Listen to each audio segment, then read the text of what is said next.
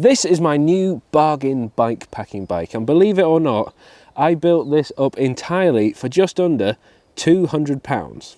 The bike itself is a Sonder Camino aluminium in Jaffa orange. I really like the colour of it. It's an out and out gravel / expedition bike. It's got loads of mounts for fitting racks and bags and things like that, but it's also reasonably slack geometry, so it's really comfortable. You're slightly more upright than you would be on a road bike, so you've got that control. It feels like a mountain bike basically with drop handlebars. Now the £200 mark is probably a little bit misleading.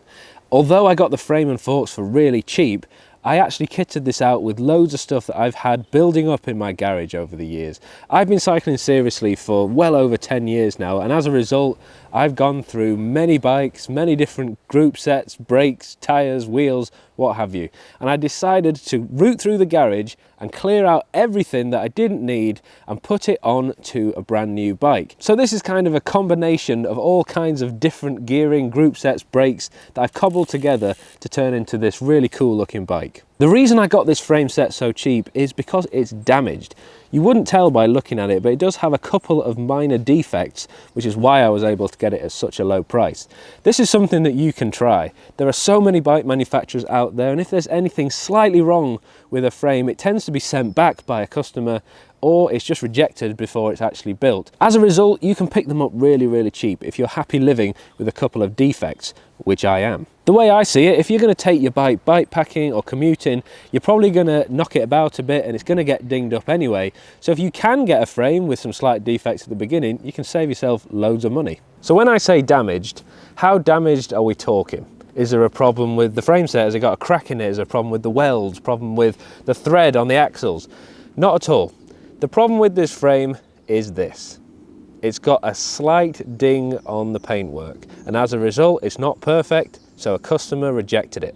And the problem with the forks is there is one bad thread on one of the mudguard mounts. Nowadays you can get so many different types of mudguard mounts anyway, I'm not really concerned about that at all. I'm running the basic Sonder Nova 700C wheels, which are reasonably heavy aluminium wheels, but ideal for bike packing and commuting. They can take a lot of weight, with some reasonably skinny treaded gravel tyres. The fork has got eyelets on it so I can attach luggage cages and bottle cages. And for the gearing, I'm running a real mismatch of 10-speed gears. I've got 105 shifters, an Ultegra rear derailleur, and a Tiagra front derailleur and crankset. As well as that, I'm also running my trademark asymmetric oval chainrings. I'm a massive fan of oval chainrings, and I've been using them for well over 10 years now, so I don't really want to stop now. And I fitted these adjustable Topeak bottle cages. These are really good if you want to cram something really small in there, or if you've got a particularly large water bottle. A big thanks to Tony at Cog Cycles in Selby for building the bike up for me. I'm running a Sella Italia saddle that came with my first ever road bike that I bought nearly 15 years ago, second hand. You can see it's starting to get a little bit chewed up, but it's still really comfortable. I'm actually running a 27.2 aluminium seat post on this. This isn't designed for this frame, so I have had to put a shim in there. You are supposed to run 31.6 with these. I decided to cover up the paint chip using an old Topeak top loader top tube bag. Now to the part of the video that most of you are probably most interested in. This is my mini bike packing / commuting setup. This is the Old Man Mountain elk horn rack, and it fits onto pretty much any bike.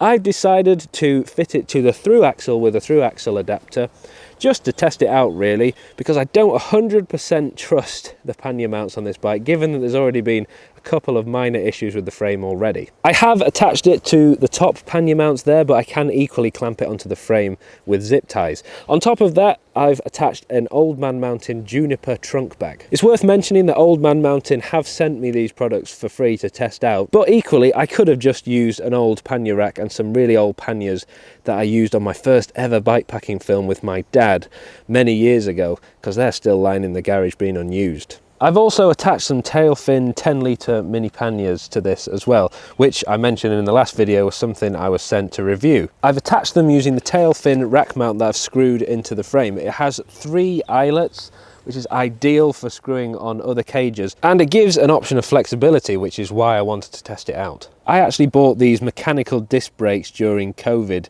because I was having issues with the brakes on my Cannondale Topstone, and brakes were actually quite hard to come by at the time, but stupidly I bought the wrong type. So these are brand new, have been sitting in my garage for over 4 years now, so I decided to make use of them. It's got absolutely loads of tyre clearance, even with these 700Cs, so with the 650B wheels that I've got on my Topstone at the moment, I can fit some really massive tyres here if I want to take this properly off-roading. I'm really excited about the possibility of using this as a commuter, finishing work and just loading up the bike and going out for an overnighter if I fancy it. I know there'll be people in the comments on this video saying, well, it wasn't really £200, was it, because you got stuff for free and you've also got stuff in your garage that you'll have paid for years ago, so it probably cost a lot more than that in reality.